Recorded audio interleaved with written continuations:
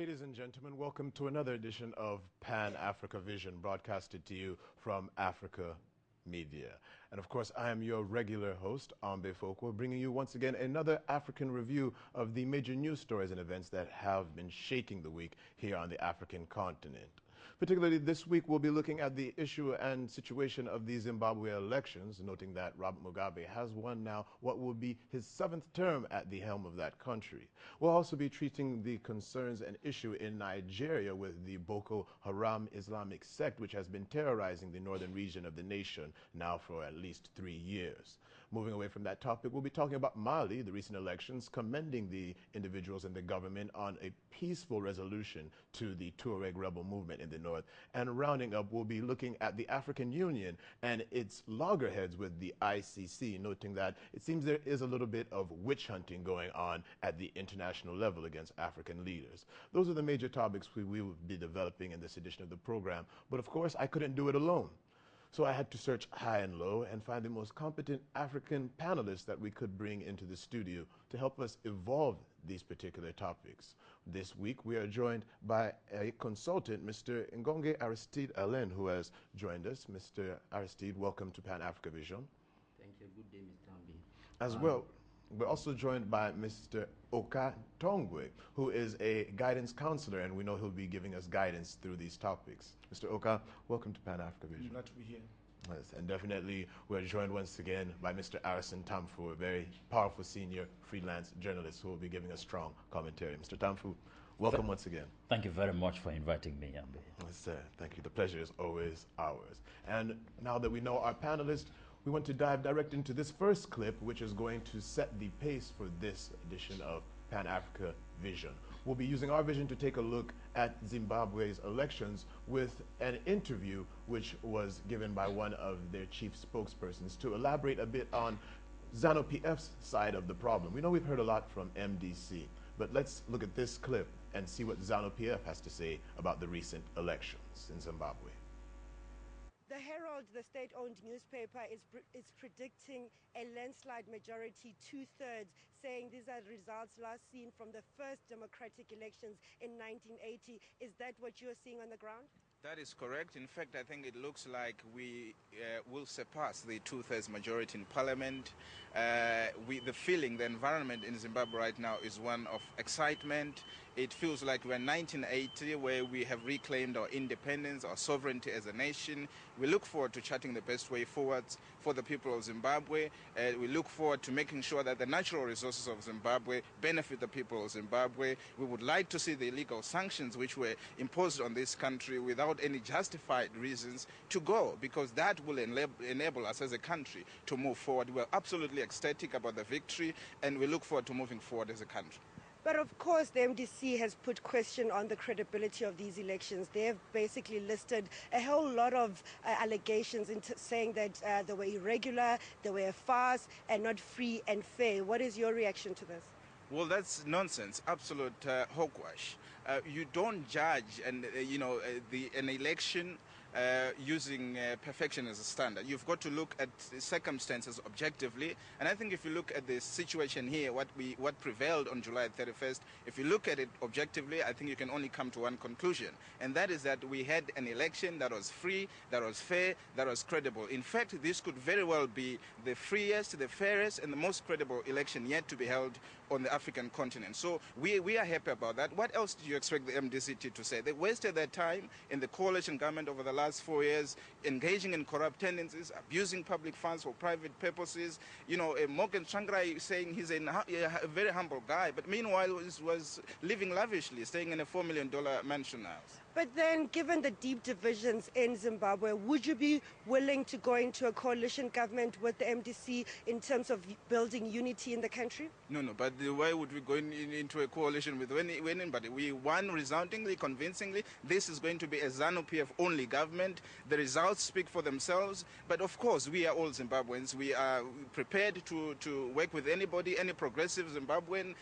But I need to stress this point. There is not going to be any coalition in Zimbabwe in this election. We have won resoundingly, convincingly, and we are going to chart the best way forward for the people of Zimbabwe without sanctions. We are going to exploit our natural resources for the benefit of the people of Zimbabwe and intensifying the indigenization program. That was Psychology Maziwisia, the spokesperson of the ZANU-PF, coming out very defiantly. MDC has been crushed, is essentially what he's saying, beginning with you, Mr. Tamfu. And when you listen to such a powerful statement, actually, I mean, the ZANU-PF hardly gets airtime to speak on their behalf internationally. We now see Psychology saying clearly they're not going to do any power sharing. What I want to start off by asking is, if we're going into elections, we know that ZANU-PF is going to pull out all the stops to make sure it wins. Why did Changorai really go in? I mean, when you lose the elections under such circumstances, what alternatives do you really have now? Well, let me first of all underline that what is happening in Zimbabwe is not very strange. We know the conflict between Morgan Shangarai and Robert Mugabe.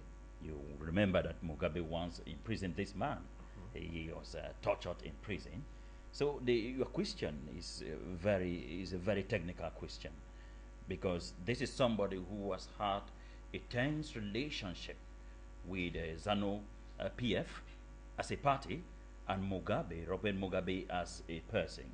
And he is going into election knowing fully well that this man in the coalition has never opted to work with him collaboratively. So it's been a tense coalition. Yet they go into election and they lose. They lose, but the authority, the South African Development Country, that is the SADC, Yes, the SADC. which has made it clear that the election was quite, I want to use their words, free and peaceful. Yes. Now, this is coming from a very strong body that is respected in South Africa, the South African part of the continent. But within the country itself, there have been eyebrows that the elections were irregular, not free, and in parts rigged. Now, we expect this to come from an opposition. They have taken the case to the Constitutional Court. Yes. It is obvious that, given what we know, for somebody who has been in power for 33 years, it is obvious that they are not going to have their day in court. What I mean by this is that it's obvious that the judgment might not be as fair as one we expect. So we will be seeing a situation in South Africa, in Zimbabwe, in which there will be room for unrest. There will be room for unrest because when you look at the election result, 61% for the presidential votes, and out of the 210 seats in parliament, 160 seats for the ZANU-PF. It is obvious that the MDC is out of the management of the country, and they wouldn't like to stay out.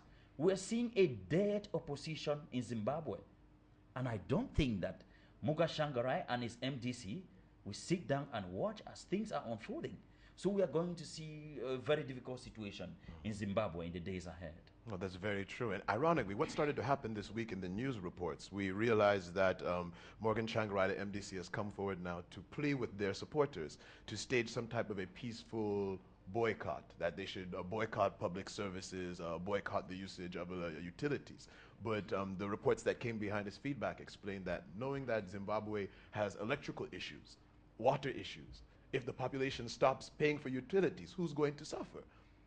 So we see that even if Morgan Tsvangirai and the MDC try any counter strategies, like you're saying, they're really, I mean, if they wanted to go the normal aggressive route, things could get bloody even. They could really get bloody. We know, just remember in 2008, when they tried to clash, I believe that ZANU-PF used the military influence they have, control of the armed forces, and there was bloodshed. Indeed, indeed. Yes. You have to know that what is happening in the Arab world, the Arab Spring has inspired many people, and anything is possible. People who in yesteryears could not have the courage to stand in front of their government and say enough is enough.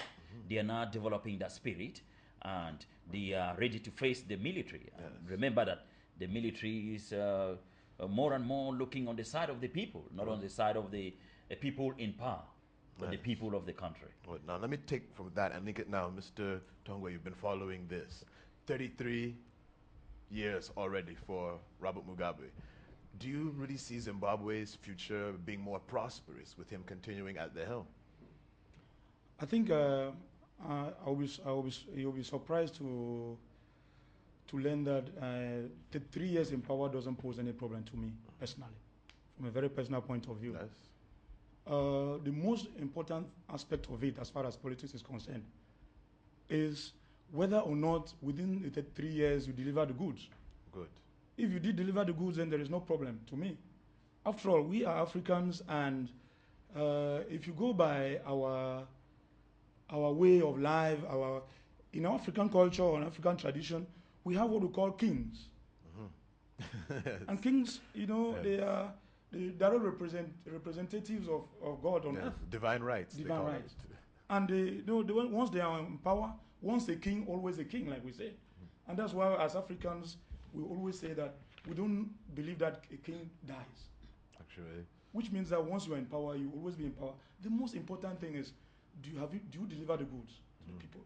And I think experience, or if you look at the way from when Mr. Robert Mugabe took over, when, remember, Zimbabwe used to be Rhodesia in those days. And when he took over from the colonial masters, I think even he fought, he was one of those Africans who fought against colonialism, seriously. That's very serious. And if we look at what he has been doing for the past 3 years as far as Zimbabwe is concerned, I think it is a laudable, he has done something really laudable for that country. So the 3 years for me is not a problem. It isn't. Well, Mr. I just wanted to come in to disagree quickly with my fellow panelists to say that we are in a democracy. If we want democracy to live, we must obey the terms of office of the people in power. And we must also differentiate between a tradition and politics. We are talking here about a democratic institution where people have the room to come in power when they want and to decided by the people. One of the very good thing about democracy is that Let's just be very brief because we want to take a call. No matter how good you are, there is always somebody who is better. That is why this notion about government of the people, by the people, and for the people came in order to permit others to come into power. But when we talk about tradition, it's something else entirely. Just wait 1 minute there. Just wait 1 minute there. Yes, I think we have Mr. Alan Roche, our consultant from South Africa, online. Can we go ahead with Mr. Roche, please? Mr. Alan Roche. Yeah, how are Yes, you, sir? Yes, sir. You're on live. Welcome to Pan Africa Vision once again, Yeah, sir. I'm okay. Yes, sir. We've been discussing about Zimbabwe. thank you. We'd love to have your comments. Yeah, I've been watching. I was watching the debate. I decided to come in. As far as Zimbabwe is concerned, there is a lot of things that we need to take into consideration. Yes. Zimbabwe, unlike South Africa, has suffered a lot of challenges for the past 33 years. And most of the time when we talk about the democracy in Zimbabwe, we forget to consider the fact that if democracy is reality, the people of Zimbabwe should be given the right to choose who want to rule them, irrespective of how many years has the person led the country. I have had the Zimbabwean experience. I have met with this Shangirai on many occasions in Johannesburg. The guy is not a man of people. The people have given him a trial for 4 years. Yes. And they have only learned one thing. Should Shangirai take over the rulership of Zimbabwe, Zimbabwe will be sold forever to the Western powers. The 4 past years have proven, first from his level of life, only in South Africa, where this guy lives, can at least save the life of many Zimbabwean people. You understand what I mean? Yes, no, I'm following very well. He lives expensive. You think Western. He does not have any political plan for his people. We have interviewed him as members of the civil society when he came to tell us why we should support his action in Zimbabwe. All what this man is saying are not correct. Tsvangirai is not a correct man. On the other hand, we have a Mugabe who, irrespective of the fact that he is old, he has the love of his people, and that is why the people of Zimbabwe have sanctioned Tsvangirai during this election. Come to think of it, do you know that in Zimbabwe, what we call the land that belongs to the Western people, people from British or French origin, those lands that belong to them were not chosen by mistake. They were lands that are full of diamonds, full of gold, full of any kind of precious mineral. Most of them build their house and fence a big yard, and they can do exploitation of everything, all the resources at night, and send them to the UK. No country today can accept that type of oppression of African people. Oh, but it's ridiculous, actually. So we need to stand firm. I believe that we should stand firm and support the action of Mugabe, because when the Western powers wanted to pressurize him to take everything to their advantage, he is the only African leader who has resisted the Western powers until the last minute. And today, Zimbabwe is raising up because he chose to diversify the people who could be partners with them. He chose Asia and Africa, and he's succeeding with it, with or without Tsvangirai. Yeah, that's my comment. Okay, no, we have the point very, very clear. And incidentally, just to add to what you're pointing out, if you just look at afribiz.info online, I just want to give these statistics. They point out that economic growth, and we're talking about Zimbabwe, in 2012 continues to improve from the low base of 2007 to 2008, though recovery does remain fragile. They explain that the economic rebound experienced since 2009 is moderating as growth declined from 10.6% in 2011 and to 4.4% in 2012. So it is projected actually to slightly raise to 5% in 2013 against a medium-term plan from 2011 to 2015 with a target of 7.1 for a real GPA growth. So you actually see that it's improving. Is what we're seeing. In 2009, it's moderating from a slow decline for about 10.6%. And if you look at it statistically, the economic decline in Zimbabwe started to actually grow when the Western sanctions were leveled on the country. Before, Zimbabwe was stable. When you started to hear of 300% inflation, it was because Western sanctions were being imposed on Zimbabwe. Why? Indeed. Because, like Mr. Alan Rose just pointed out, he seized the land that belonged to his people, the mineral-rich land that belonged to the people, and redistributed it so that Africans should be able to appreciate and raise finances from their own resources. So now I want to look now at you, Mr. Aristide. We're looking at all of this. ZANU-PF has been painted evil, but in reality, I mean, we should say this quite clearly, no animosity to the West. We have our right to our resources. We have our right to come to the table and dialogue equally with what is ours from our continent. You do not have the right to control. But do you accept this mentality, looking at the fact that Tsvangirai is taking a Western stance? That's what I want to ask you. Tsvangirai comes and says, let's deal with the West, make business with the West. Mugabe says, let's make business only with the Africans and even the East that would deal equally with us. And we see him going forward. Some aspects people say he's going backward. Which direction do you think is actually the best at last? For me, I think Robert Mugabe should open the country to foreigners because you have talked about the land problem. They have seized the land and offer it to the natives. So I'm not sure that he is capable to provide the means they require to exploit those land. So therefore, I think it's a necessity now to open the country to foreigners because we are not sure that the African only. The exchange between African countries is so important that more than what they can do with European. It's so that it can open the country but at least control the control, management. the management of European people in the country. But that is the strategy he has in place. You see, what we need to understand is that Mugabe has insisted any foreign country coming into Zimbabwe must guarantee the indigenous population has at least 51% of the capital That's shares. very important. You get it? So he's not refused the West should not come. But he says that if you're coming in, remember, we control the resources. We must have a majority of the shares. And if you can't come in on those terms, don't come in at all. Well, yes, I think it's a wonderful initiative that he has brought in Zimbabwe.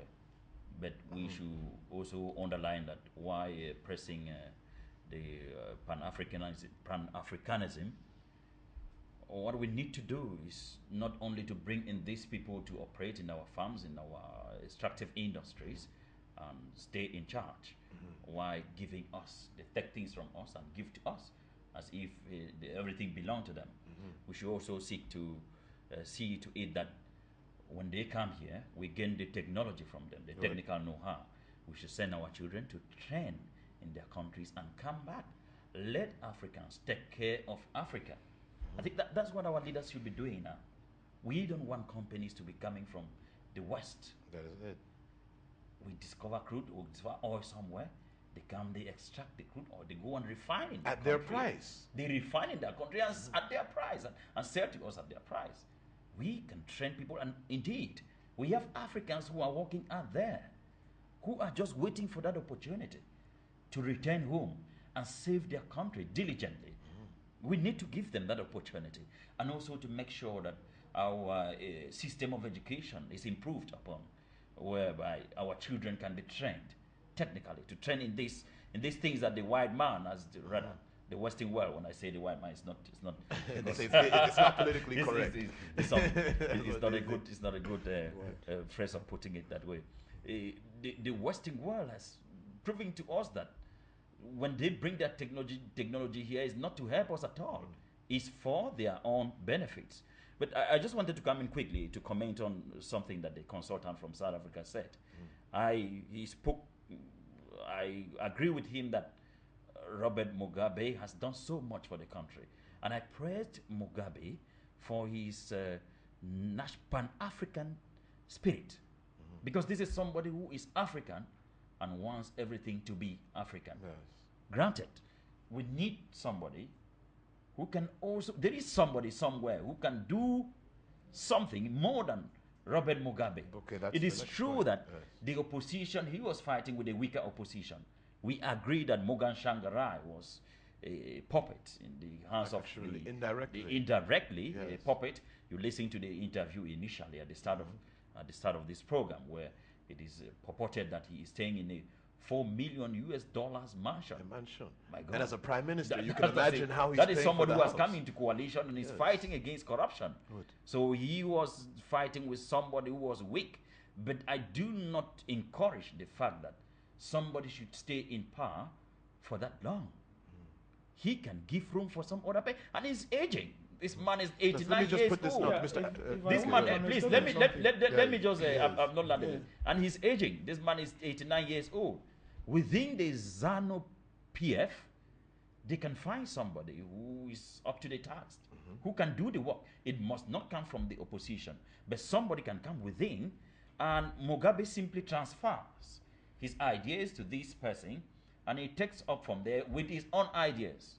I think that's a better way of governing a country. I think from what he's saying, I think we should avoid suppositions. We should not be supposing. Because that is an organized party, the ZANU-PF. Yes. And I think before Mugabe gets up as the presidential candidate, there has been some work done in that party. Yes, there's been deliberation. Deliberations to have realized that he might be the best. What we're saying is, and remember, in some of these organized parties, they work in synergy. It is not that he is the most intelligent or whatever, but he may be the best to deliver the goods. After having prepared, just like you do cooking in the kitchen, and then there is somebody who serves on the table, who knows how to serve on Yes. the table. I think that is the role of Mr. Mugabe. He's charismatic. And the Zimbabwean people have proved it. We just saw from the report that this has been the freest and the most peaceful election so far, as far as the Zimbabwe. But that's ZANU-PF talking. Yeah, that's somebody on the other part talking. MDC is saying it that was that is the ruling party South speaking. African development countries did agree with that. Yes, but that's also And they were observers. Please, can I continue? So what I'm saying is, we are saying that there is somebody who is, you know, well, like I said, the issue of age doesn't count. Because if you look at, if you said somebody's politics are wrong, we understand. If the reforms are not there, we understand. But you are talking about age. Age shouldn't pose a problem. It should not be a criteria as far as I'm concerned. Yes. The most important thing is, do you have foresight like Mugabe does? Well, look at somebody who is younger, who is living, like he said, in a $4 million mansion for an African. That's who is younger than. So, do you think this kind of person will deliver the goods? Well, let me take that question now and give it to Mr. Aristide. Just wait 1 minute. Let's let Mr. Aristide come in. Yes. I just want to add something on what they have said already. The problem is that in Africa we are used to this. It's an habit now. At the end of any election, we see the opposition party talking about the corruption and so on. My question is that what have they done to challenge the government in place? Nothing. I think Mugabe has been on the power for 33 years. It's quite enough. But the problem is that opposition, to challenge him, at least they have to be united and present a unique candidate. Yes. That's a possibility to challenge him. Otherwise, they can't do anything. And the freedom of, I think we are now the world. The world is, we are talking about village planted as in French. Global village. I think Africa cannot stay out of this village. That's also true. So at least they have to open the country. They have to open the country. That's a necessity because according to the economic statistics you have just read, the country is not going well. People have been suffering for a long time. I'm not sure this population can go back in the street again to fight to change the situation. It's not that they're not going well. They've actually started to experience slow growth. Yes, they're growing slowly. So what this is proving is that Mugabe's strategy, given time, will actually work. And everyone is afraid that if Changarai comes in now, he's going to take the resources and the small period that they've allowed to, we could say, boomerang effect and start to climb back and sell it out to the West. And if we hear the ZANU-PF, before you see Psychology Mazisi was coming out with these facts, $4 million house, and people didn't obviously vote for MDC, then it means that obviously if Changarai got into the chair, the gap between the haves and the have-nots would become wide. Well, that is why we are talking about a weaker opposition, and I agree entirely with Aristide that we need a stronger opposition in Zimbabwe in order to balance things up, because Mugabe is practically calling the shots from all angles, even the opposition in the country, which is not good for the growth and development of the country.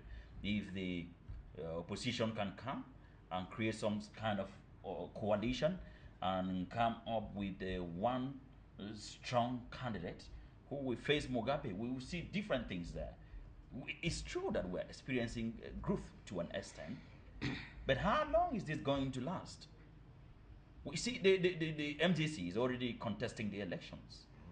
And granted, they have a percentage of people that's true who are supporting them. That is true. That's what democracy is. That's what democracy is. They have a percentage of people who are supporting them. And these people might be die-hard supporters. They are ready to do whatever it takes to make sure that it is implemented. And this is very dangerous for a country that is growing gradually, like you put it. About age, what you are saying is gerontocracy. Yes. Because I wanted to say something about age, but I am very happy the way he put it. Only that I disagree with the fact that age is not a criteria in politics. If age was not a criteria, a 5-year-old child would stand for presidential election. No, but the criteria is capacity, and a 5-year-old child is not capable. The criteria in politics is capacity. How do you judge somebody who is?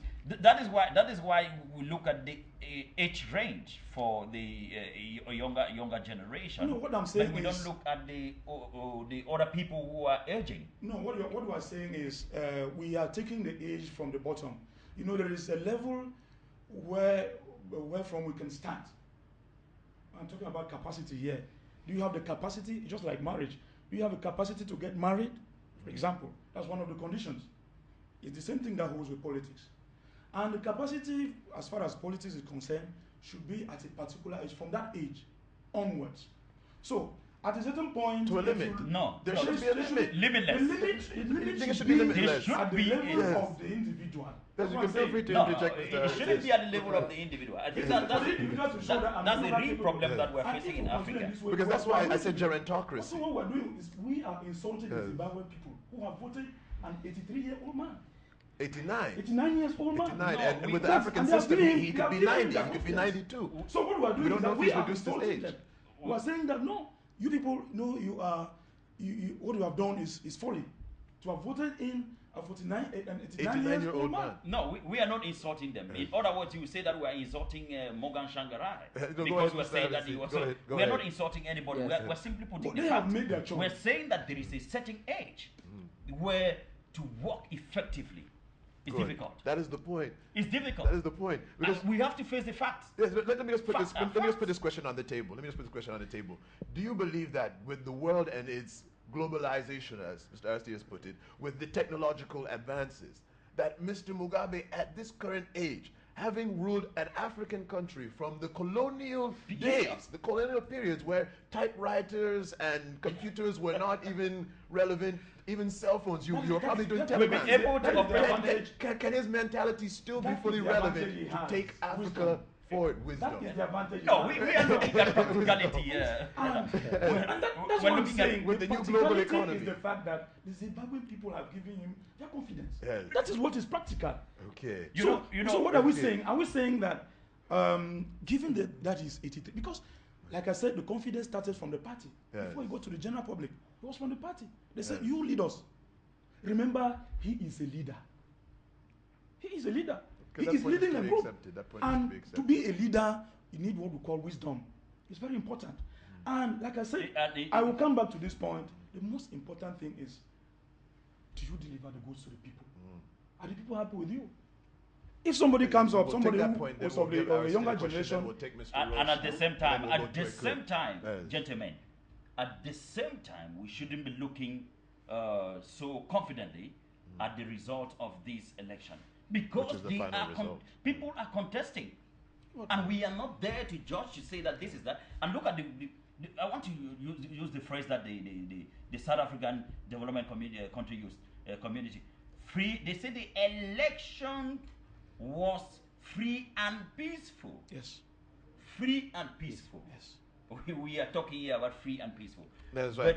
But Let's wait one moment. when Since it comes Mr. to Roach is elections, coming we are in. looking at free, fair, and transparent. But remember, they Yes, didn't no, say they were gentlemen, not gentlemen, transparent. gentlemen, let's just Why wait did one they moment. avoid? Let's wait one That's moment. We the have question. Mr. Alan Roche coming It in. means that the Yes, elections Mr. are Roach. contestable. Just one moment, please. Mr. Roche. Yeah? Yes, sir. You can go ahead, sir. Hello? Yes, sir. We're standing by. You've been feeling the heat under the part of the debate. We can take your comments. To focus on one small issue. As I was listening to you guys, I just laughed and thought I should come in to Come again. to reposition the debate about democracy. We have one issue. If we see democracy from the Western perspective, it is quite easy to realize that that is not an African project. What? So when we see from the eve of the independence of African countries, we had group of Europeans who were reluctant to release, to give freedom to African countries. So what did they say? They decided to create what they call the International Monetary Fund. Yes, I am. Hello, Mr. Roche. They give the freedom. Yes, They okay. know that you are a bit emancipated. Now, how do they do to take from you in other means than by force, what they used to do by force during colonization? They created those two institutions, the Bretton Woods institution and all those things. So they encourage African countries to only have at their head of state who were among the middle class people and also middle educated people. They were not highly educated, because when you were highly educated, you had a problem with them because you could oppose them. Exactly. They wanted those people who were in power because they were not sufficiently mature to rule forever, so that they could preserve and guarantee the continuation of the colonial pact, which was a secret under which 50% of every African underground resources should be benefit Western colonial power, benefiting only Western colonial powers. And now 70% of public work contract should also go back to them. Now, what happened is that during the years from 1960s of independence to 1985, what happened is that we have seen that all those dictators, in bracket, created by the West to preserve their interest in Africa, newly free countries, have learned by the age, by the power of age, they have learned to love their countries. They shifted from becoming governors of their Western powers in their country to become a real ruler who are leaders of their own people. That is why the European people realized that the only way to stop this growth, because when Africa grows, Western power collapse. We must never close the eyes on that, because we have been since 1960 victim of what we call structural abuse. And a real economist will listen to us and would tell you what it means. Mean they think about what to do to stop us, and at the same time they think about what to do to distract us. That's a relevant point. So they have chosen to bring in this Western form of democracy to distract us, because our growth that was already in the numbers of 2 digits in the 1980s has brought to them this economic crisis that befell them in 1980s. They chose democracy so that their competitors in a developing country would only be the one that would distract the mind and make people not to focus on the real target, which is the progress. So that is what is happening in Africa. We mustn't see democracy the way they are bringing it to us like the best thing. No. Democracy in their style can work perfectly in a developed country, because they don't have many other things. They are not working about issue of development anymore. They are working about issue of maintaining themselves. Survival of the fittest, in essentially. Countries, we are still looking for a way to reach where they reach before bringing democracy in. And if we compare with them, you will see that in the years when they were achieving their own development, they had dictators. And it's dictators only that made their country be what it is. So they can ask us today to be as blind as our forefathers were when they brought us the Bible in the in the 18th, and ask us to close the eyes and pray. Because when we close the eyes and pray, the moment we open the eyes, we realize that they had our land and we had only the Bible. We can't let it happen today. It's a powerful analogy. Yes. As far as we are talking about Mugabe and the technology, let me remind you, Mugabe is one of the best users of internet and social media in Africa today. I stand corrected. Yes, because he is the one who is stopping them, is preventing them from organizing coup against the country that they call impacted dictators, because they don't please them. You see, like in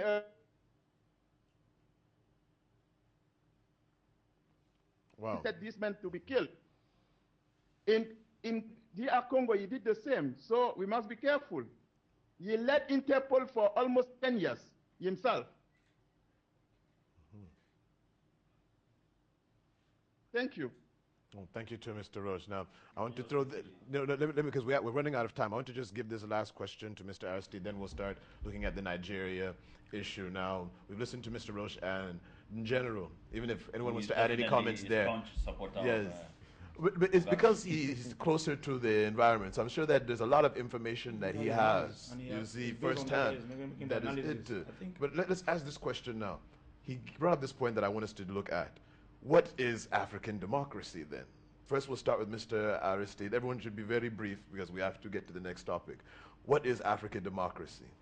Yes, that's a good question because according to what Mr. Alain Roche has said, it seems like he's bringing back Africa 2 centuries behind. That's not the case because we are now people. There is a need for people to express themselves and choose who will lead their community. So I think we can escape to that situation, and democracy is there to help us to develop, because the experience have shown that if we want to take Africa before democracy,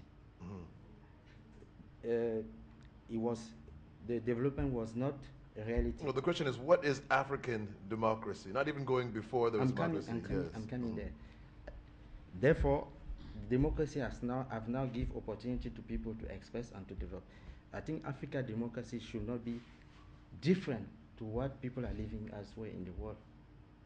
We have to give possibility to people to express themselves, to choose what they want, the political system they want. I think we have to go ahead. Yes. Okay, Mr. Tongwe, what is African democracy? I would not even want to use those words, African democracy. If I were to suggest a political system or whatever, I would think what is good for us is not even the democracy, but we need enlightened despots. You believe so? I think that is. Some people say that is a blasphemous. Who can foresee, who have a foresight, and who can think that if we break this glass, it's going to be for the interest of the people, and I foresee that in the next 3, 4, 5 years, we are going to have many more glasses. I break it and continue. And then at the end of the day, if my people are happy, that policy may be very unpopular today.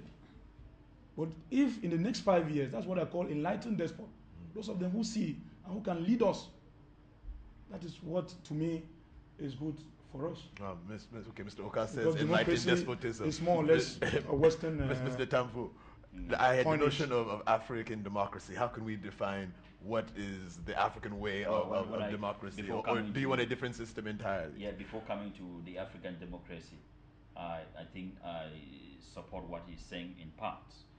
But the benevolent despot, because enlightened despot can also be called benevolent despot, he should be dictating within the ranks of the power, not to the people. We need dictators who tell a minister not do this, so long as the action is positive, but not dictating to the people. That is what we need in Africa now. A leader who will stand up to his ministers, to his governors, to his directors, and dictate to them. Tell them that this is what I want. Whatever you think, yes, a visionary. I mean, somebody who is there, who understands the wishes of the people, and he pushes that to go through with his cabinet ministers and makes sure that they do as he says. Because in Africa now, because of democracy, you be afraid that you hurt this person or this person may charge you to court and all of that. He says something, your consultant in South Africa, that I really enjoyed. There has been no country that has succeeded without passing through a crisis. None. Yes, it's Check out the world. History. It's recorded. We have it everywhere. No country on earth.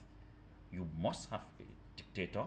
You must go through some civil unrest or something uncomfortable to the people before people stand up. Now, when you talk about African democracy, I don't know whether I agree with Aristide that we shouldn't be differentiating. Democracy should be a universal concept, a universal way of doing things. But when you look at Africa, because when you listen to a consultant, his definition of democracy is very simple. the way of Africa, the will of the African people implemented by an African Okay, in one power. minute. We need to take this caller from Zambia. Let's go ahead. Caller from Zambia, you're online.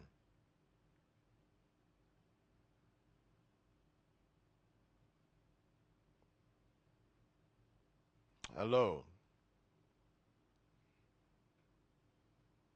Okay, it seems that that patch is not okay. It's not coming through.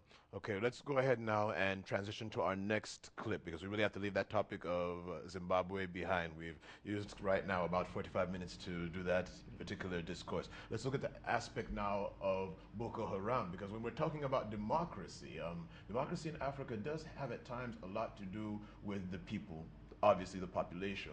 But the voice of the northern Nigerians, which are Islamic, seem to feel that they're not being heard. And unfortunately, the rise of Boko Haram behind this idea of democracy evolved. So we'll look at this clip to understand the nature of our next topic and discourse. The Nigerian military has stated at least 35 people have been killed in clashes between the army and militants in the north. In a statement issued on Monday, the military says an attack on the police base in the northeastern town of Bama left 1 police officer and 17 militants killed. The statement went further to reveal that 2 soldiers and 15 militants were also killed after clashes in the town of Malam Fatori following an assault on troops. Both towns are located in Nigeria's Borno state, which is the stronghold of the Islamic militant group Boko Haram. The army said the militants were armed with sophisticated weapons and explosives during the attacks. Over the past 4 years, violence in the north of Nigeria, Africa's most heavily populated country, has claimed the lives of about 3,600 people, including the lives of security officers. We're back now after looking at the situation there in northern Nigeria. Now, this started maybe since it should have been 2008, 2009, and became a very dominant problem actually in 2011. Boko Haram. Now, it's translated from the Hausa language into English as meaning Western education is forbidden. That is what Boko Haram translates actually as. And we see this issue now, something that when it started in 2000, 2001, I mean, we used to have the PLO of the Middle East in, Israel, yes, Palestine. We had the issue of Al-Qaeda, which came up in 2001. And Islamic militancy has always been something that we know from the Middle East, not from Africa. And suddenly now, in sub-Saharan Africa, we discovered that there were men riding motorcycles, shooting at people, bombing churches, bombing schools. We saw clips released on YouTube of the type of Al-Qaeda, bin Laden style thematic presentation of a desire for Islamic militancy, the institution of Sharia law, and the overthrow of a government to allow this religious perception, this religious conviction be infiltrated into a society where democracy has thrived. We know everyone loves Nigeria as one of, we could probably say, Africa's third model or second model, perhaps even the first model democracy, but I know often people quote Ghana. So beginning with Mr. Aristide, I want to start and then we'll move to you now, Mr. Tongwe. Is the idea of Islamic militancy, is it a rational concept in sub-Saharan Africa? It's not a rational concept, but you have to notice that those events took place in Africa since many years already, because Al Qaeda, when we start talking about Al Qaeda in 2001, United States organized a war to fight against Al Qaeda, but since they were defeated there, you have some country like Iraq, people who were pretend to install a Islamic republic. They should not. They decide to implement it elsewhere. Exactly. And Africa is a good field to make all this experience, because we have poverty, and they come with the hope. They come to give hope to people that they can change something in their life. And you have people, since they don't have anything to do, they accept to integrate that system. Yes. But up to now, the effect has been visible almost on the population, because many people has been killed without receiving what they pretend to have, and many things are going on again. Oh, really, and it starts to seem like it's even a hopeless battle, essentially. Now, Mr. Oka, looking at the issue in Nigeria, they say about 3,000 people have been killed just by Boko Haram since it started this jihad. Essentially, that is what it's called in the Islamic religion. Now, they named themselves Boko Haram, like we started pointing out, meaning Western education is forbidden. And from what I looked at in my research, it seems that the idea started to evolve behind the concept that when people started to receive the secular form of education, they tended to turn away from Islamic religion. And particularly women. You know, women are given a very, should I say, not submissive, but protective role is the word they like to use in Islam. And unfortunately, when women started to also become educated, they went against Islamic principles to the point that, you know, naturally, and even by the African standard, traditionally, if you break the family, which is the nuclear center of society, then it invites in chaos. So this idea of Boko Haram now came to realization. Can we agree with this concept in one way or another, looking at it from that African point of view, that it does have some laudability and there should be some type of resistance? I mean, I'm trying to say, do we see any rationality in Boko Haram looking at it from that African perspective? Yeah, looking at it from the African perspective, I think it should be, there's some rationality. However, yes. I don't think anyone would agree on the fact that a culture or a religion leads to a loss of life, like what we see, or anything that is repugnant to natural justice should be, you know, strongly criticized, and that is what is happening. And the unfortunate thing is that what I see in this issue is a clash of cultures, because the Boko Haram, like you said, is a word or an expression which says the Western education is forbidden. And the fact that they are trying to forbid the Western education is because of the inconveniences of the Western culture and the advantages that the Islamic religion has. So if they were left, I think if this particular culture was left in a particular area where there is no democracy, then they will thrive. So unfortunately, they are in a situation where there is democracy, and that's why I say it is a class of culture. Remember, like we've been saying, democracy or the Western education is a culture. And a culture which is more or less based on a particular religion, which is Christianity. So, and remember, this issue really started coming in when the Southerners took over power in Nigeria. Yes. After the untimely death of Yaradua. Yes. So, and the Northerners thought it was not yet time to hand over to the Southerners. And that is, in fact, that is the genesis of the Boko Haram. Yes, so that's the real genesis. That's the actually. genesis. So we have these people, the two cultures have been living together conveniently for quite some time, until when this issue came in, when the Northerner died, and they thought they had not enjoyed enough of the power. So I think it is more or less, it is an Islamic religion, but it is an armed wing of that religion. Yes. That is what we condemn. That's behind the jihad concept. Good. But as a culture, I think it has its own advantages as far as the African culture is concerned. Because like you said, it is trying to bring together a family, to unite a family. What the Western education is more or less, trying to break apart. Families are breaking apart, following the Western. Yes, indirectly, because the complaint is that if you instill people with too many rights, which are not interpreted properly, then it derails society. So that is, I think they have. There are so many things that are advantages as far as our African culture is concerned. When you look through their culture or their religion.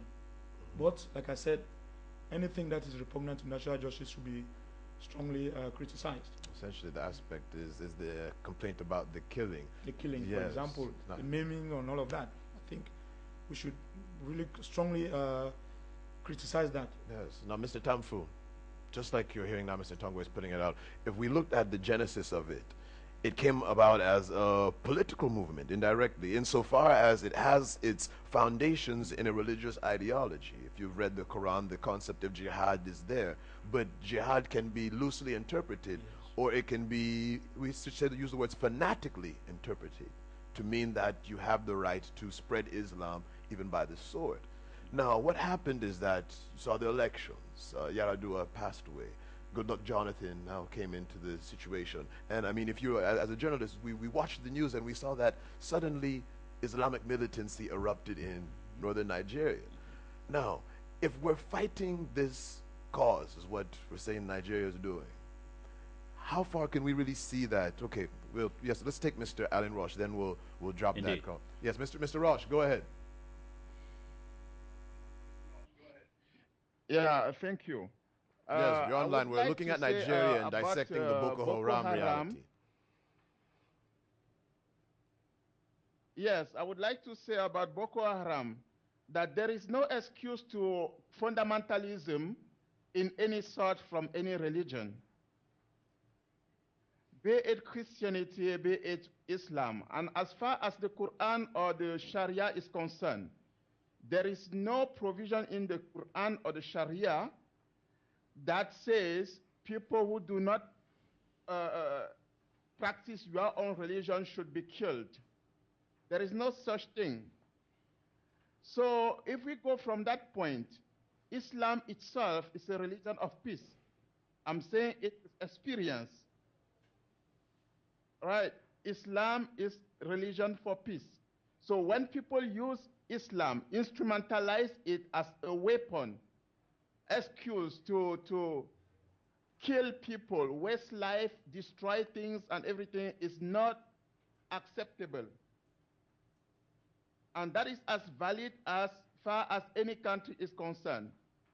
Now, when we come to the Islamic fundamentalism in the Nigeria, Delta, all those places, yeah, one of the panelists, I think he is Alain, also stressed out, and which is true, that the Islamism as a whole find its own credit among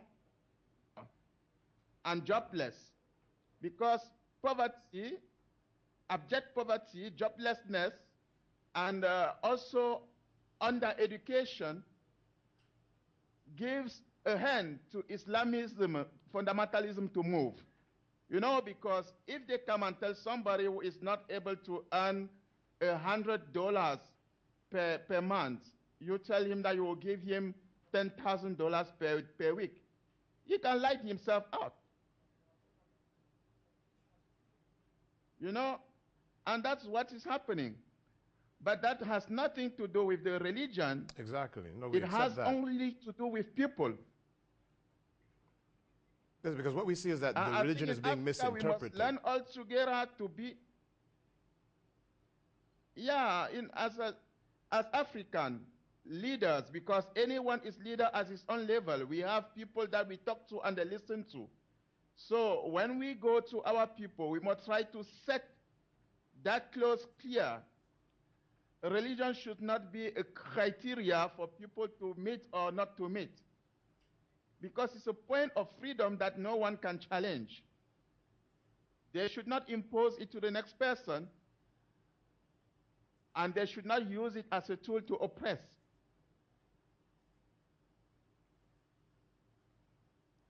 Yes, sir. Thank you very much, Mr. Roche. Now, linking to that question now, I want to throw this now at you, Mr. Tamfu, like we were discussing. If we see that it's not the religion, could it be that it's the politics in Nigeria that has brought around Boko Haram? Indeed. Who are the real puppet masters? Indeed. You are talking about the origin of this movement, let's call it that way, the Islamist movement. You look at it very well, like you mentioned with my fellow panelists, that it originated after President Yaradua died, and the fanatics, the Muslim fanatics, felt that it was their time because he did not complete his term of office. And definitely they wanted to come in another way. and they decided to come in with the creation of Boko Haram, and they are relying or they are using Islam to implement their policy, which is a very bad thing, because nothing justifies the killing of people. Nothing. Nothing at all. And when you mention religion and killing of people, we are talking about extreme, two extremes. Because religion should be about peace. Two extremes. Religion is about peace. I mean, everybody on this panel has admitted that and has agreed that is a bad thing. We are looking here at a political situation, not a religious situation in Nigeria. Because first, note that Nigeria is the Federal Republic of Nigeria is a state where religious tolerance is highly implemented at all levels. Yes. I mean, there is no country in Africa with more Christian churches and mosques than Nigeria. They are spread everywhere in the country, and they respect their culture, like he was talking about culture. They respect their way of doing things. Christians respect the Muslims, and the Muslims respect the Christians, as well as the federal government respect the other religions. So you are free to belong to any religion, to be affiliated, but fanaticism is what is destroying people. We also have Christian fanatics, but they don't kill. That's true. That's true, but they do not kill. They don't kill, although some go to the extent of killing. But we discourage in very strong terms anything that has to do with killing. So the Boko Haram is a political situation, and that is why the government, the federal government, decided to launch a very strong onslaught against this movement. I think it was a few months ago. Yes, there's a state of emergency. A state of emergency. Declared. A state of emergency. We cannot be talking about a religious situation and then we are mentioning state of emergency. You see what I'm talking about? And it's infiltrating neighboring countries like Cameroon. There are reports that we have militants of this movement in the country. Yes, as well, even in Cameroon. Yes, they have been in Cameroon. Our country has been affected, especially when the French citizens were kidnapped. So this is something that we should discourage in very strong terms. Why? Understanding that they have their own values. They have a message to pass. We can as well look at what they're saying and see whether something good can come out of it. Whether something positive is in what they're saying. Because I think that if what they are saying was not good enough, they would not have people who will follow them. They would not have people who will follow them. You get my point? They wouldn't have people who will follow them. Keep aside unemployment, keep aside the hardship in Nigeria, keep aside what the young people are going through. Yes. But they have convinced some people with what they're seeing, with what they're saying. And those people now have come to understand that this is what we want. So we can fight Boko Haram also psychologically, not only with So, you're saying this physical. point fight. I want to link this now. I want to ask you this, Mr. Aristide, because we'll transition. We're quickly running out of time. Noting the state of emergency that has been now declared in Nigeria, and we recently had another report this week about 35 people died, is challenging Boko Haram militantly the right way? And if not, what solution would you give to the situation?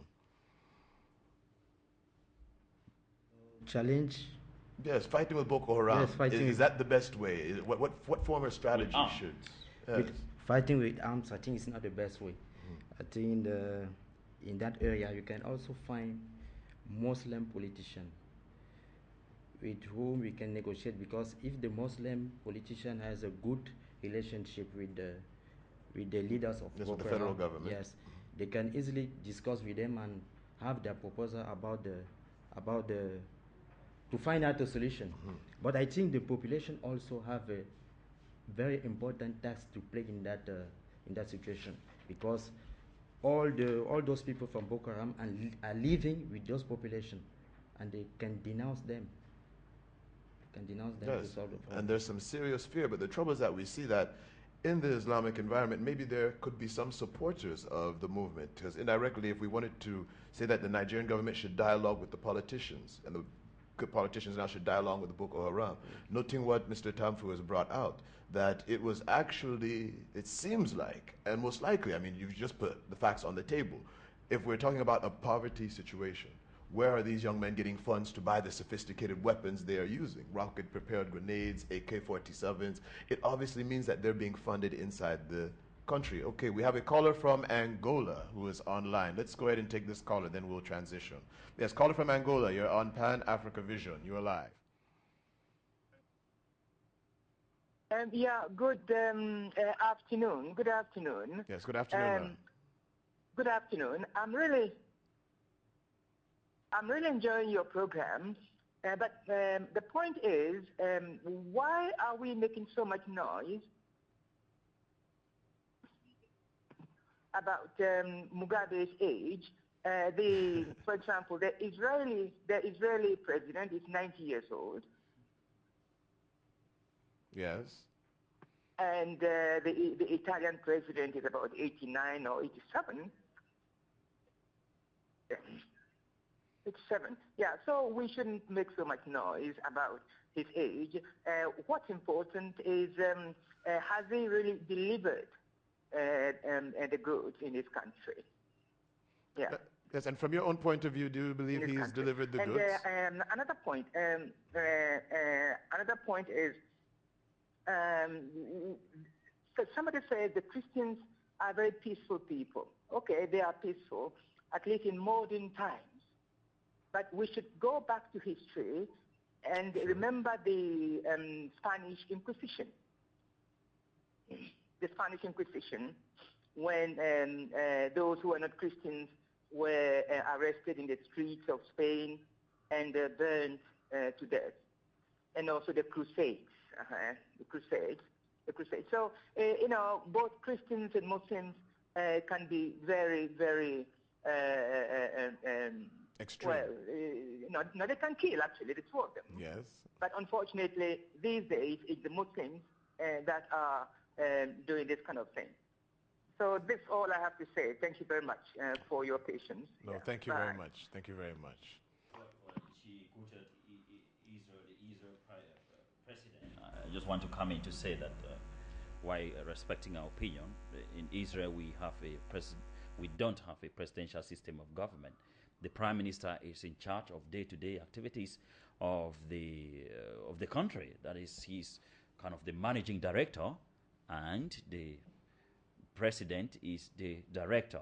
You know, he takes care of he implements the policy. So the person in charge of Israel actually is the prime minister. So what's wrong? Are you saying that well, because we are talking here about age. President in Israel at all? There is a president in we started Israel, talking about the age, and I think that is the point that we were trying to look at, the issue of the age. We are looking at some. Yes. We are looking at some. We are looking at the person who is in charge of the country, who is calling the shots. The person that implements in Israel is the prime minister. I want us to underline what she said, we have the which is very important. Yes. We to look at whether or not he has delivered the goods. No, I get her point. We have the it's same clear. thing in Italy, and we have all agreed on this panel that Robert Mugabe, what he has done for African continent as a whole is laudable. I mean, I applaud him for that. But there are shortcomings. There are shortcomings. When somebody is aging, we should understand. We should know that there is an end to everything. Are those shortcomings related to age? That's my question. Why should there be limits I'm for the asking young whether people? those shortcomings are related to his age. No limits for why should it be limitless? When it has to do with how long you can stay in power. No, That's the problem. The problem is the issue of, like I said, whether or not the people are comfortable with you. Yes. You are ruling for the people. You are leading the people. If they want you at 100, there's no problem to me. Which means what it means that they have realized that you are. Let's go ahead, Mr. Arizid. Yes, what I want to say is that Robert Mugabe, is true that he has wisdom and knowledge. For me, it can be more helpful for Zimbabwe out of the power. As an advisor. How can you prove that? As an advisor. Yes, I'm we're talking here about wisdom. How do you prove that? Because somebody is ruling, he is in power. And there is economic growth. The people are happy with him. They give him his confidence. Yes, because fundamentally it comes down to what was decided at the ballot. Please. And they voted him. Can I say something, please? No, you keep on insisting on voting him. Of course. You remember that the election results have been contested. They're being contested, but that's what has already been accepted. How far are we sure that they were free, Gentlemen, this is how we're going to end it. Morgan Tsvangirai is contesting it, but ultimately it's the constituent is it the Constitutional Court? Yes, the Constitutional Court that will decide. Yes. So with that, let's move on to the next topic. We want to now start taking this follow-up clip, looking at the issue in Mali, because when we're even talking about Nigeria and Mali, there's a common link. Before you start to see the destabilization, if you look where Nigeria is, you look where Mali is, the region and how it's shared. You have to realize that the movement, just like Mr. Aristide started pointing out, as Al-Qaeda was, should we say, decentralized with the issue in Iraq and the death now of Osama bin Laden, little factions are appearing all over the world. And from Mali into Nigeria, we don't think that it was much of a stone throw. Even from what happened in Libya with the destabilization of the government of Muammar Gaddafi, we saw that, we see Tuaregs, who actually were also in Libya, coming now down into Mali. And we see now the issue of Mali now coming up. So we'll take a look at this clip and then come back and talk about that particular issue. The recent presidential elections in Mali is what we'll debate in the next few minutes. For almost a year and a half, Mali has been in crisis. French troops joined forces with Mali's military in January to stop a rebel advance in the north. They came at the invitation of a government left in disarray after a military coup in March last year. The power vacuum that created enabled armed groups to take control of the northern two-thirds of the country. The armed group Ansar-ud-Din, which is said to be affiliated with Al-Qaeda in North Africa, and Tuareg fighters seized the opportunity to assert independence in the north and impose Islamic law. But they were beaten back, opening the way for this presidential vote.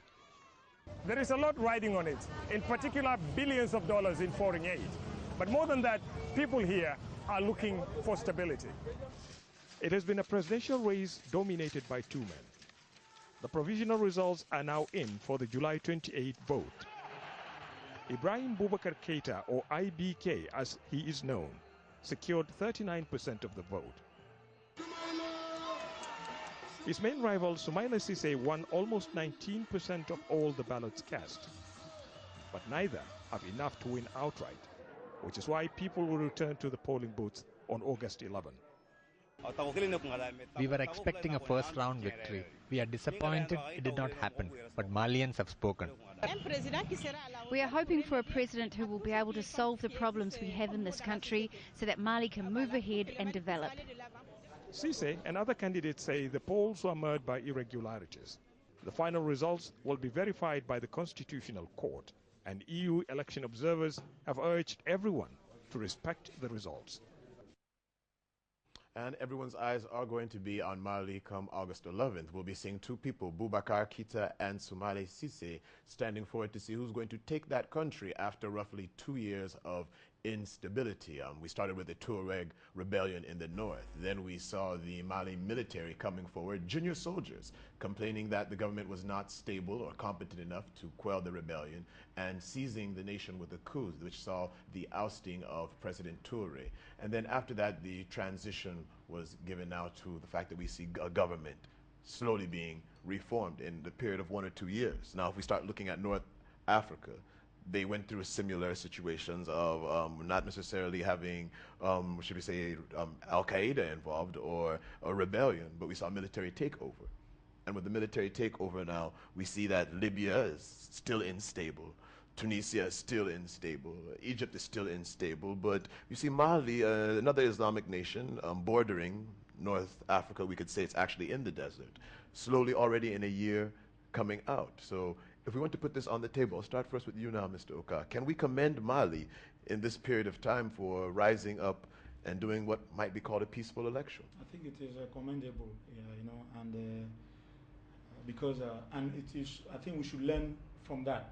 This is an experience other countries should learn from, because sometimes it is not easy to move from guns to the table.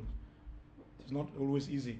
And for people to have moved within such a short period of time to this stage, as far as Mali is concerned, I think it is a laudable experience that ought to teach many other African countries that are also in turmoil, like the Northern African states. Remember, they say this wing, the armed wing in Mali is said to be affiliated to Al Qaeda. That too is questionable. You know, sometimes these things are those who analyze them. Sometimes they make sweeping statements that are sometimes difficult to, but the bottom line is that every country is unique, and people should learn to solve their problems within their boundaries. Not necessarily, not necessarily always having to get assistance from the outside world to solve their problems. I think this is what the Malians are doing. No, it's not. Over to you now, Mr. Tamfu, because we'll just be very brief. But you see that though we don't want the outsiders to get too involved, the situation in Mali actually is linked to outside intervention, because right now we noted that when the Tuareg rebels came up, they were looking for the autonomy of northern Mali, which is Azawad. And unfortunately, this is more of an ethnic issue than a religious issue, because Mali is predominantly Islamic. So we see that now the Tuaregs wanted the freedom, autonomy, succession actually of Azawad. And that is what now brought them up to see that the Touaregs government was weak and they could easily try to annex the portion of the country for themselves. Now, as we see the elections are coming, the MNLA, they have come forward to also say that the new president is going to have them on his path. That was a recent report that came out this week. And we see that the situation has still not submerged. So I want to just put this to you. Do you think the separation of Azawad would actually make the situation better? Or let's look at it instead like this, noting that outside intervention was the issue that brought this problem. Africa was never first partitioned according to respect for the ethnic groups. Now this problem is continually coming over and over again.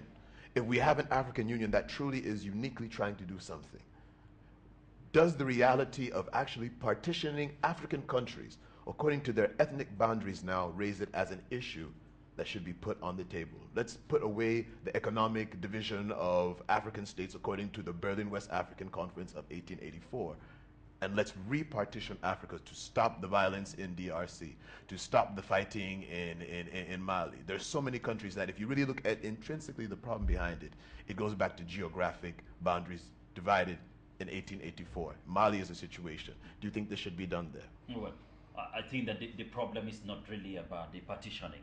It's about the people in power who we have projected a lot of tribalism in the way of governing the country in such a way that certain ethnic groups feel rejected, feel marginalized, and they think that perhaps we can do well on our own. And in some cases, like what happened in Sudan, the best solution is to partition, is to say, okay, I give you this part, that was the reality, country, and I give you this belongs to you. But in other cases, it's also good to see that these places are developed, that you can still work with them together. You can dialogue with them and come together and form a federal system of government where the state, there is some kind of quasi-autonomy for each state. It's like the ethnic group is having its own country in a federal system of the government. But we cannot be talking about division and partitioning at the same time talking about United States of Africa. That's one agenda. Yes, that is the Pan-African vision. It's an agenda that African leaders have been pushing forward. The famous Gaddafi died while struggling to make sure that this dream becomes a reality. So we cannot be talking about that at the same time. So we encourage the African leaders to make sure that they look into the problems of the various ethnic groups and see whether they can stay together, whether peaceful coexistence is possible. If it is not possible, they should be giving their own autonomy, full stop. I mean, it's a simple thing. It's a simple way of governing the country. But I wanted to make a point regarding the elections in Mali, briefly, with your permission, please. When you see what happened in Mali, the French are taking the greater portion of the applause, which is a very big problem. Are we going to see a president, elected president, who will maintain the independence and the autonomy of the Malian people. But they were supported by ECOWAS. Of Mali, sorry? I said they were supported by ECOWAS. ECOWAS put together a militant group. But what we're saying is the French took. That's why I said the greater portion. But ECOWAS is still French. ECOWAS, they took the greater portion. Nigeria sent troops. Yes. All of us know that. Exactly. The troops came there from ECOWAS and all. But the French president came there. So what happened? He was welcomed like Jesus Christ coming to Jerusalem. Yeah. Is Mali going to be fully independent? Is the president going to be a president of the Malian people? Or is he going to receive instructions from Paris? From France. That's a big question. That's a big question. That's a big question. And what is the harm of France in this? Because we are talking here about Pan-Africanism. We are talking about Pan-Africanism. Africa for Africans. That is the what reality. belongs to Africa for Africans. And if anybody is coming, he should come in like a partner and not like the boss. I think that's the point I just wanted to make. Let's go ahead, Mr. Aristide. Yes, I'm agreed with Mr. Tamfu. That's a new colonialism in Africa, because the French is not there to the happiness of Malians. There is something to gain. You have mineral resources, and they have made an effort to establish on the power the person they need to implement their needs. So I hope the president who will be elected will be the president of Mali, the whole Mali, because now with the situation going on, I'm a bit afraid that it will lead only a part of the Mali, not the whole country. Definitely. And now with that, let's go ahead and take Mr. Alain Roche, who's also online. We're looking at the issue of Mali's presidential elections and the commendable evolution of that particular country. Mr. Roche, you are online, sir. Yes, thank you. About the election in Mali, we have something to also consider, is that every trouble that happened in Mali was created not by Malian people, but by the Western powers because of one project that they call desert tech. They write it desert and tech like technical, but it is desert in reality tech like confiscation. They have assessed the area and have realized that 50 years to come, the Western powers will be lacking energy to supply their own industry and everything. So they have decided to capture, to conquer the northern of Mali and the south of Libya and all those things. And the person who was able to stop them was only Gaddafi and the president of Algeria. So I have some pictures there that unfortunately cannot appear on your screen, but I've sent them there for the French version to explain. I would have loved to use them, but the system is not we can continue the discourse next week. So we'll get into that. With that project, they have decided to conquer that area, and the only reason why they want to do that is that all the Western powers that are involved in the in conquering that area have gotten so much space, but the French people have not had anything yet. So the French people are coming in with 2%. Even South Africa has had 8% inside. Canada has had 12%. America has 8% and all those things. So the numbers are available on request. So they decided then to go there. And how do they do to spot the area where they will take it? They have their own what we call jihadists. They create jihadists with a specific mission to go and spot the area in red, to give an excuse for strategic people to come with the geostrategic interest and implement it in those areas. So they have come for that. And when they then decided, because if you see very well, the movement for the liberation of Azawad has its own headquarters in France, not in Mali. Imagine. That's they have been MNLA. trained there, they have been educated there, and they have been polished to come and serve the purpose. They are like the wound. And in every country in Africa, the Western powers have given a wound that they can use on purpose. Whenever they want to attack you, they have given you a country but with one part that will not correspond to your normal ideal and everything. Each time that things go against their will, they utilize that one with the excuse of revendication, and they put them forward to do what they want to do.